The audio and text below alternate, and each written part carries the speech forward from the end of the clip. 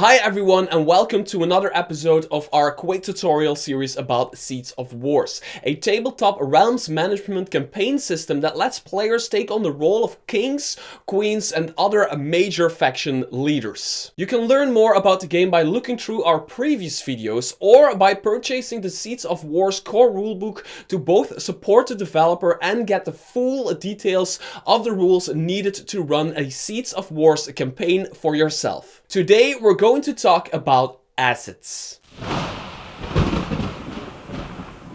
Now, if you've watched some of our previous videos, you might remember assets as something that a faction owns and uses to expand and maintain its influence. But what is an asset exactly? Well, an asset is a building of a faction type that is built within a county. Usually the asset is of the same type as the owning faction, but not always.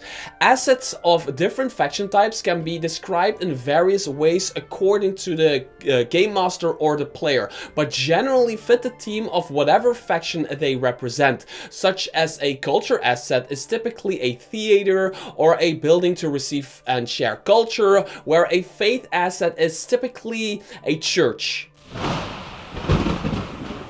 Each asset also has levels, which determine the power the faction has in a county and how much income it receives.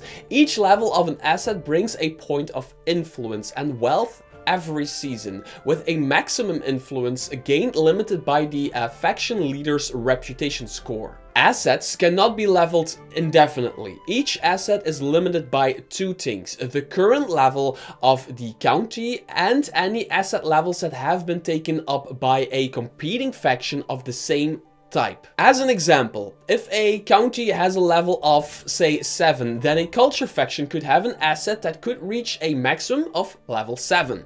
But if another culture faction already exists in that same county with an asset at level 5, then the other culture faction only has room to gain an asset level of 2. Normally in a Seeds of Wars game, players will start off with several assets of various level. What players can see about the world is based on what counties have assets. Otherwise, even counties right beyond the border will provide zero information. In this situation, faction leaders can still create an asset in that county after passing a skill check. Upon a success, the faction will create a level 0 asset of a specific type, which will take up no room in the county's level limit. Once created, a leader will gain access to information about the county, including its level and faction assets already present.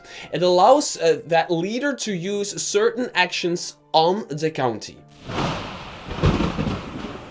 The last and most important thing that certain asset types can do is to be part of a network. Networks only exist for faith, trade, magic and culture factions. Any networks that travel through a sovereign's territory also requires that sovereign's permission. A network is a route that goes through multiple adjacent counties with a source and destination that determines the beginning and end of the route. There are general rules for networks, but each network type will also have special rules to create and keep running. General rules include that each asset can only be involved in 2 networks maximum, and the leader with a network between 2 counties cannot create a second network of the same type between the same 2 counties.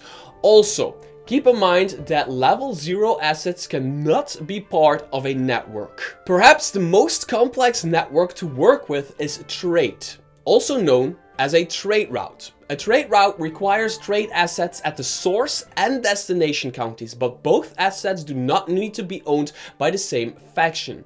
The connection levels of the counties that the route traverses through must be at least level 2. Trade routes also have the unique ability to become illegal, allowing the secretive transports of goods and avoiding taxation, or resuming trade when a sovereign has suspended the network. Trade routes create a resource resource called trade goods, depending on the average levels of the involved assets.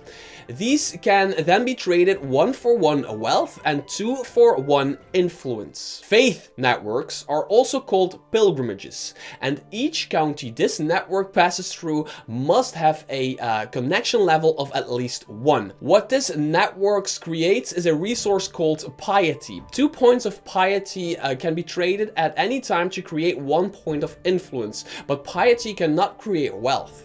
Additionally, for the purposes of casting divine realm magic, piety can be used as temporary asset levels for faith assets. We will discuss realm magic in a different episode. Magic networks are also called ley lines, and like pilgrimages, require that the magic assets connecting this network are owned by the same faction. They otherwise require very little in the form of material restrictions, such as permission from sovereigns who control the counties along the route. They may also ignore events that would normally suspend a network, such as if the sovereigns at the source and destination of the network were to go to war. Magic networks create arcana, and 2 points of arcana can be converted into 1 point of influence. Just like piety, arcana cannot create wealth and can be converted into temporary levels of a magic asset, expressly for the purposes of using arcane realm magic. Unlike other networks, magic networks cannot traverse sea connections. Finally, there are cultural links or culture networks. Assets at the source and destination must belong to the same faction, and the rest of the route requires a connection level of 1. The network will create a resource known as imprint. 2 points of imprint can be traded for a point of wealth or a point of influence, or can be used to provide a +1 bonus to an action roll. All network resources must be used or will be lost after the season's end. And that's it for today's episode. I know it was quite a lot of information, but we're starting to get into some of the grittier mechanical details of the game. So please stay with us. Remember that you can always go through our previous videos to learn more about the game, and that if you like and subscribe to our videos, you will get notified when a new video goes up. Leave a comment if you have any questions and we'll do our best to answer them, and stay tuned until next video.